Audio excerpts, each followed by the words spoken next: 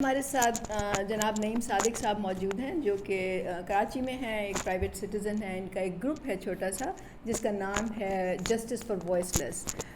تو یہ کام کرتے ہیں جو ورکنگ کلاس ہے، خاص طور سے جو بینک جو سیکیورٹی گارڈز ہیں، پرائیویٹ سیکیورٹی گارڈز ہیں یا سینیٹری ورکرز ہیں، مائن ورکرز ہیں، اس طرح کے، اور ان کے ایشوز پہ بات کرتے ہیں، ریسرچ بھی کرتے ہیں، اور پھر یہ کوشش کرتے ہیں کہ کسی نہ کسی طرح ان ایشوز کو ریزولو کیا جائے۔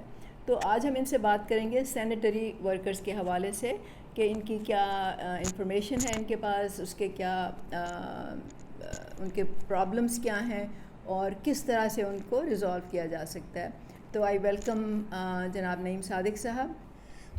شکریہ ڈاکٹر شہناز، آپ نے مجھے اس مضمون پہ جو کہ ہمارے خیال میں بہت اہم ہے بات کرنے کا موقع دیا۔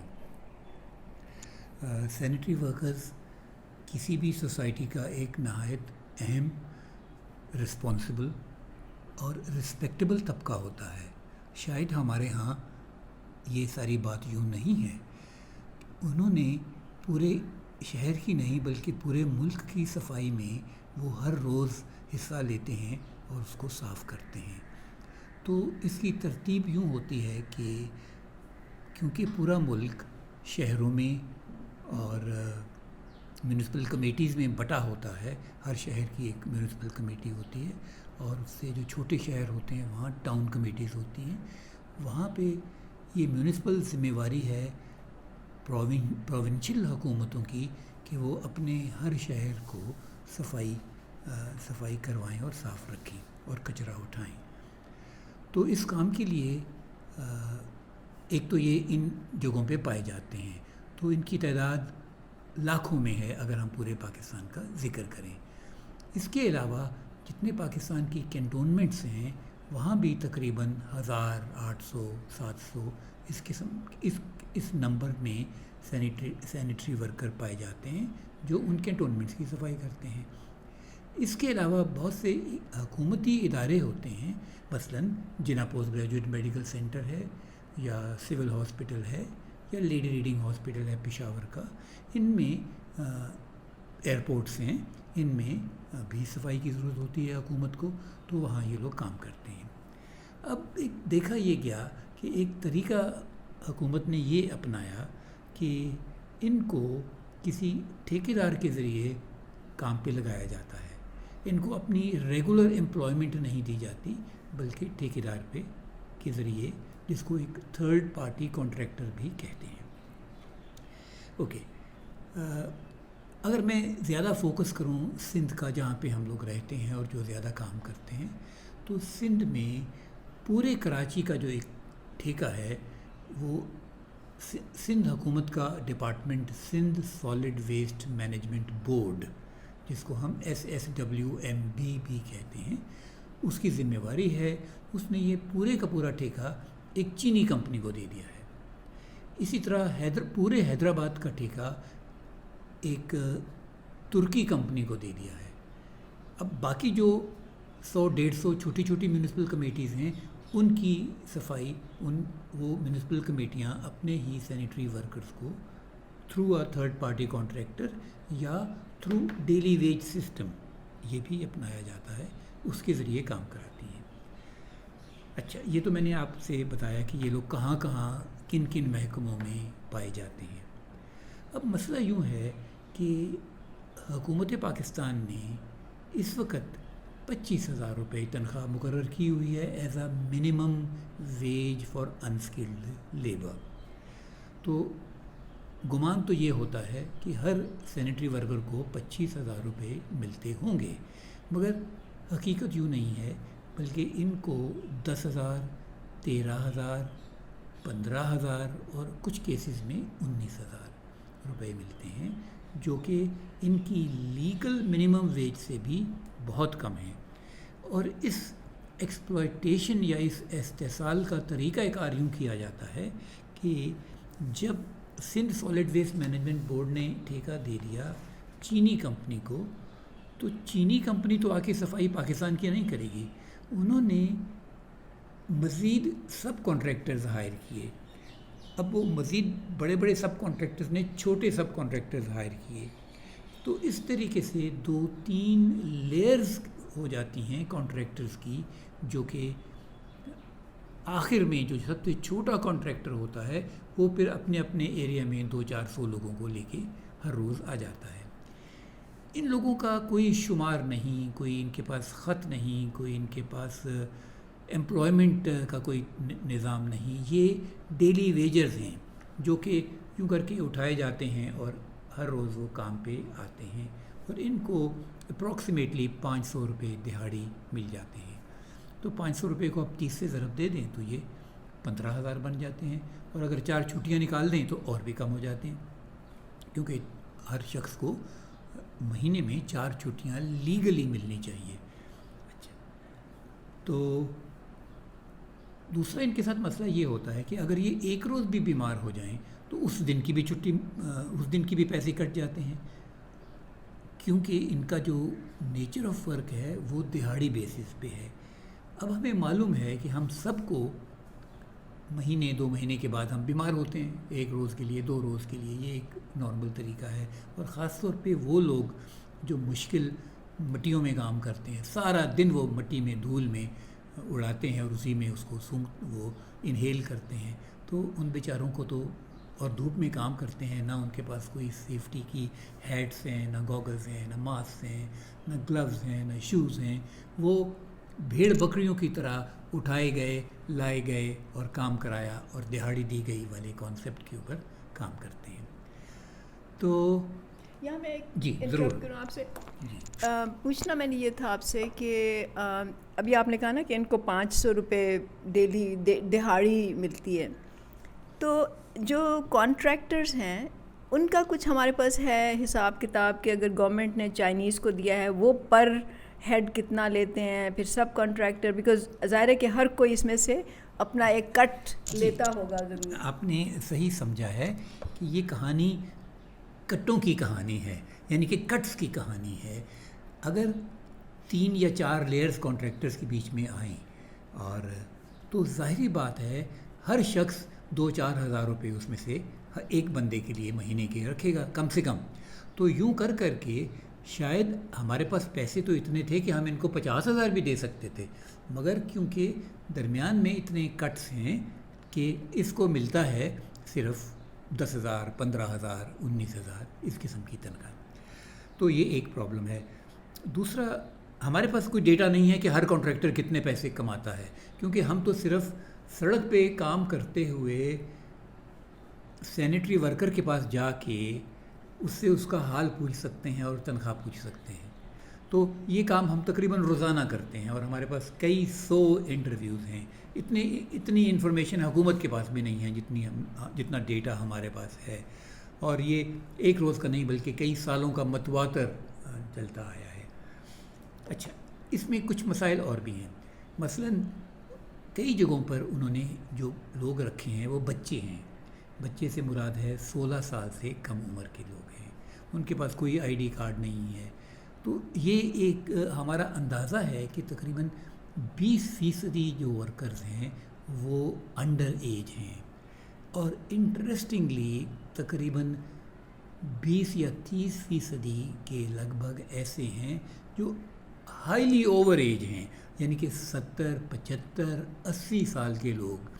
تو آپ نے نوٹ کیا کہ یہ صرف نفری یا نمبر پورا کرنے کے لیے ان کو وہاں لایا جاتا ہے، اور یہ بیچارے جس حد تک یہ کام کر سکتے ہیں یہ کرتے ہیں. میں نے ان کو کبھی کام میں کمی کرتے ہوئے نہیں دیکھا، مگر نظام نے ان کو کی کمی ضرور دیکھی، جس نے ان کو وہ پیسے بھی نہیں دیے جو ان کو ملنے چاہیے تھے. ان بیچاروں کی بری حالت ہوتی ہے، نہ ان کے پاس پینے کو پانی وہاں پہ ہوتا ہے، نہ کوئی کھانے کی چیز ہوتی ہے. تو یہ ان کی زندگیاں ہیں. ہم لوگ کوشش یہ کرتے ہیں کہ حکومت کے پاس جائیں، ڈپارٹمنٹس کے پاس جائیں، ہاسپٹلس کے پاس جائیں. ایک سوال آپ سے پوچھوں کہ کیا وجہ ہے کہ حکومت جو ہے آفٹر آل یہ اسٹیٹ کے ادارے ہیں موسٹلی جو آپ نے ذکر کیا کہ ان کو سب کانٹریکٹ کرنا پڑتا ہے، یہ خود سے کیوں نہیں ان کو امپلائمنٹ دیتے؟ نمبر 1. اور نمبر 2، ان کا جو نیچر آف جاب ہے وہ ذرا بتا دیجئے، کیونکہ میں نے ویڈیوز دیکھی ہیں کہ یہ گٹر میں گر جاتے ہیں، بعض جو ہیں وہ زہریلی گیس سے مر جاتے ہیں، اور ان کی کوئی صفائی کے لیے کوئی اکوپمنٹ نہیں ہے، مینولی ان کو کرنا پڑتا ہے، تو اس کو ذرا تھوڑا سا ایکسپلین کر دیجئے. بہت شکریہ. اوکے شکریہ ڈاکٹر شہناز. پہلے تو میں ایکسپلین کروں کہ یہ جو لوگ ہیں ان کی تنخواہیں اتنی کم ہیں کیوں. ہوتا یوں ہے کہ جو اوریجنل کانٹریکٹ ہوتا ہے سندھ سالڈ ویسٹ مینجمنٹ کا اور چائنیز کمپنی کے درمیان، وہ تو بہت بھاری بلکم ہوتا ہے. اس میں مثلاً صرف کراچی ویسٹ کا جو کانٹریکٹ ہے وہ $30 ملین پر ایئر کا ہے، صرف کراچی ویسٹ کا. اتنے پیسوں میں تو ہر سینیٹری ورکر کو 25,000 چھوڑیں 2 لاکھ روپے بھی مل سکتے ہیں. مگر یہ بہت سے پیسے جو ہیں، جیسے کہ آپ کو معلوم ہے کہ جتنا بڑا کانٹریکٹ ہوتا ہے اس میں کک بیکس کے چانسز یا اپرچونیٹیز اتنی زیادہ ہوتی ہیں، تو بہت سے پیسے تو شروع سے ہی پہلے روز سے ہی غائب ہو چکے ہوتے ہیں.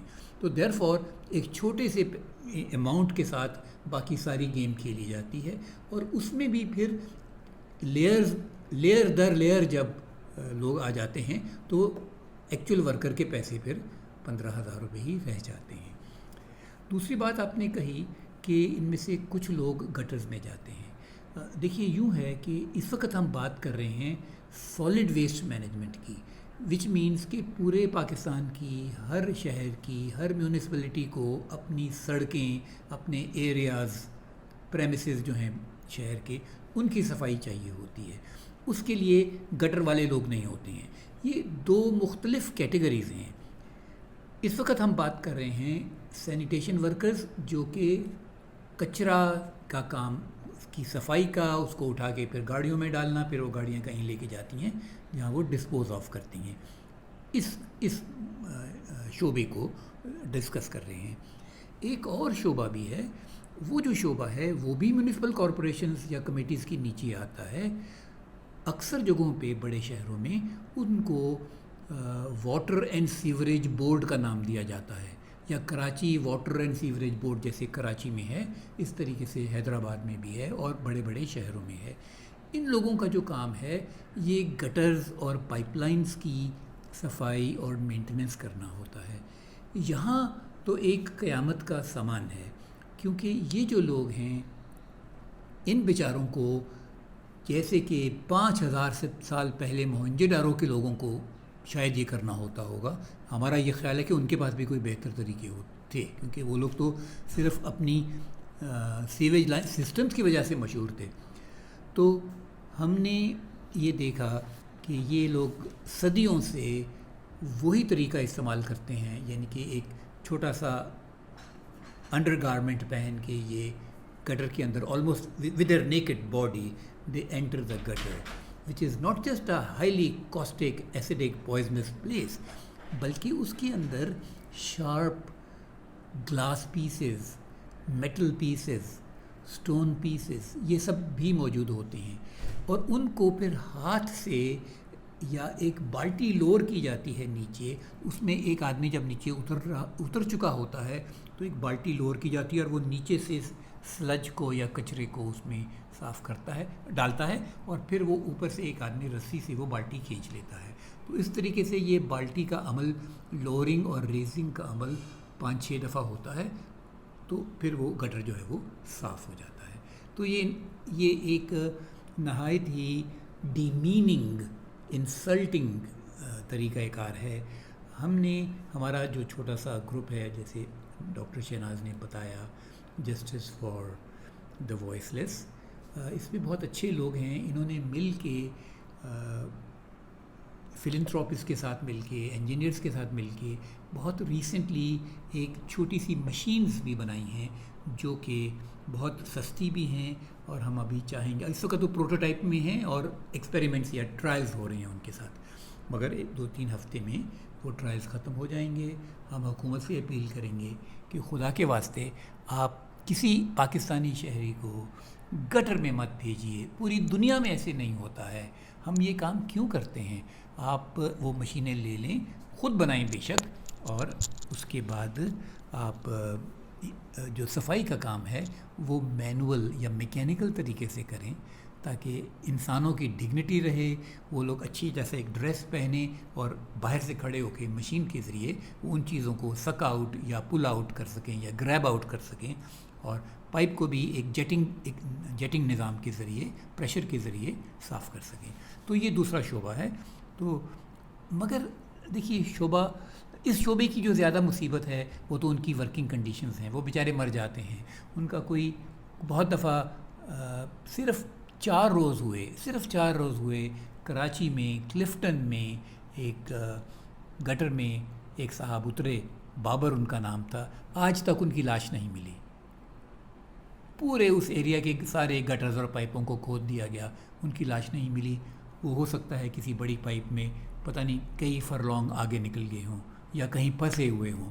ان کی وفات تو 3-4 منٹ کے بعد ہی ہو گئی ہوگی، مگر ان کا کوئی نظام نہیں ہے، کوئی ان کا پتہ نہیں چل سکا. اور اب یہ بات جو ہے یہ ختم ہو جائے گی، یعنی کہ اس کے اوپر کوئی رد عمل نہیں ہوگا، کوئی حکومت کریکٹیو ایکشن نہیں لے گی. بس وفات ہو گئی، یہ لکھی ہوئی ضرور ہوگی، مگر ہمارا رول ہے اس کو ہم نے ایونٹ کو ہونے میں ہم نے مدد دی، ہمارے ایبسنس آف سسٹمز نے اس کی مدد دی.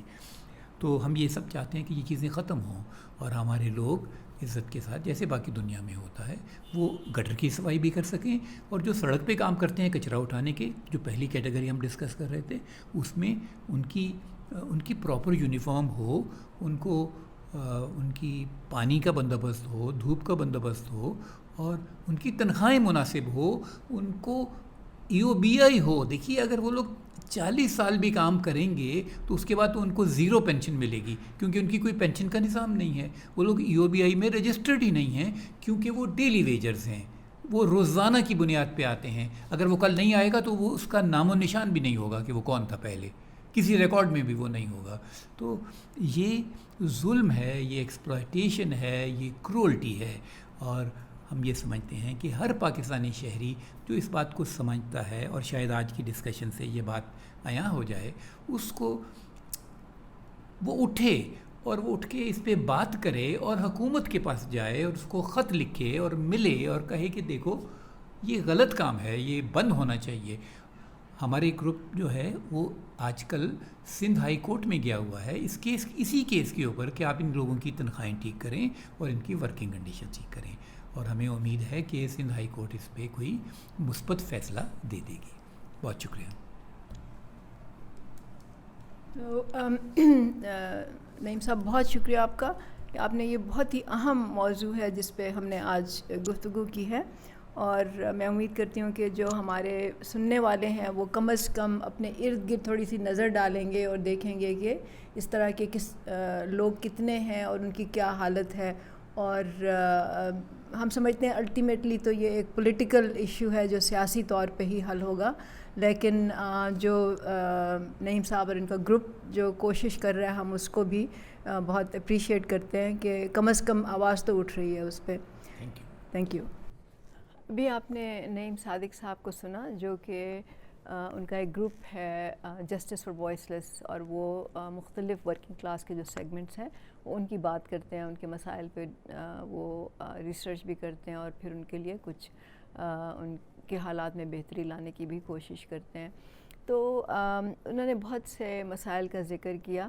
اب ان کا طریقہ یہ ہے کہ وہ ہیں جو اتھارٹیز ہیں یا جن لوگوں کے پاس فیصلے کرنے کا اختیار ہے، وہ ان کے پاس جاتے ہیں اور ان لوگوں کی جو مسائل ہیں اس کے بارے میں ان کو بتاتے ہیں، آگہی دلاتے ہیں، اور پھر وہ کوشش کرتے ہیں کہ وہ اپنی پالیسیز چینج کریں اور اس طرح سے ان لوگوں کے مسئلوں میں کچھ نہ کچھ کمی آئے.